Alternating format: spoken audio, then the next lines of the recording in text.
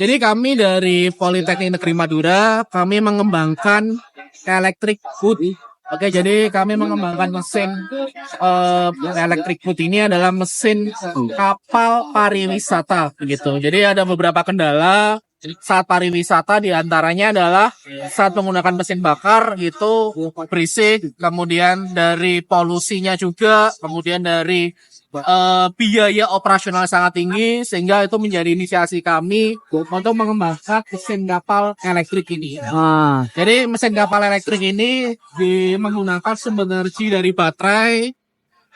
Mesin ini sangat ramah lingkungan, silent, sangat-sangat senyap, memberikan kenikmatan saat kita berpariwisata di daerah-daerah yang memang kebutuhan untuk menikmati wisata yang istilahnya sunyi, tenang, tidak ada vibrasi dari mesin dan sebagainya. Memang dampak signifikannya sangat berasa saat kita implementasikan uji coba mesin ini.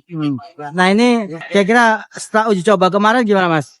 Setelah uji coba kemarin, memang banyak sekali masukan dari para nelayan, mulai dari kalau nilai positifnya dari biaya operasionalnya pasti sangat rendah, kemudian kenikmatan berwisatanya sangat berbeda, ketenangan saat wisata berbeda, dan juga ada sedikit evaluasi dari pihak nelayan, diantaranya baterai mereka butuh untuk charging station, kemudian dari mesin ini mereka butuh torsi yang lebih lagi ketika itu memang digunakan untuk ke samudra-samudra begitu.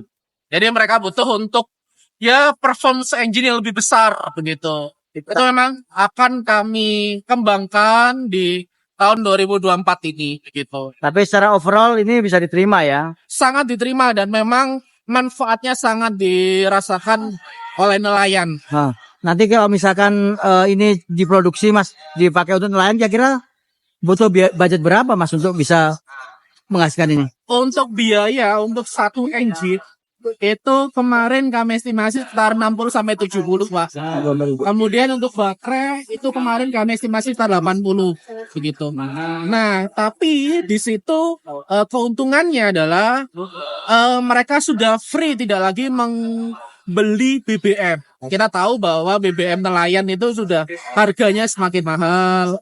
Belum lagi ketika mereka pakai mesin bakar harus banyak, maintenance, ganti oli, service engine, korosif dan lain sebagainya.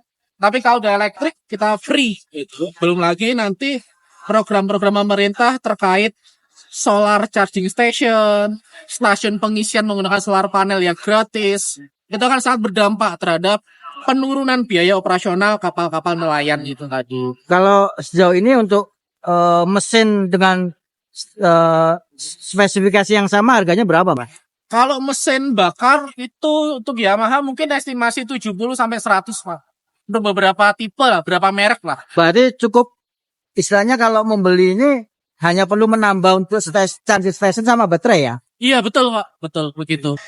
Kalau mesinnya kan hampir sama harganya. Hampir sama harganya Pak, gitu.